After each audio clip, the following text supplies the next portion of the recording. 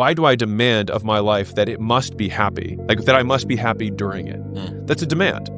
And so I try to decrease my demands in general as a habit, as a personal practice. And so I've been thinking about that concept in and of itself, because the earliest part of my career, I just was done with happiness. I was like, screw it. Yeah, it's just like, it's irrelevant. And so now I'm getting to the point where it would be nice to also have this while I have all these other things. I'm aware that this is a very sort of basic bitch insight, but I do think that given the starting point that you were at, and to a lesser degree the starting point I was at, is like a Hormozy light like lifestyle approach.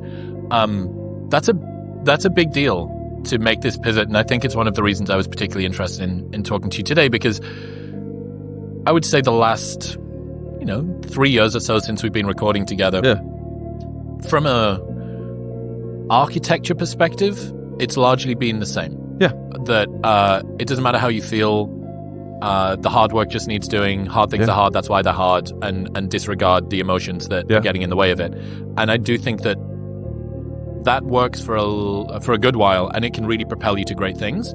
But I also think that sometimes you have such a orthogonal change in the way that your life's put together, where you go, I might have exhausted this fuel source. I might need to switch from booster rockets to something else. Yeah. And you've got, as you said earlier on, about how you take small bad moments, maybe very impressive bad moments, and then you scale them out. Yeah. You're not having a bad year. You've had a few bad days that you're thinking about for the rest of the year.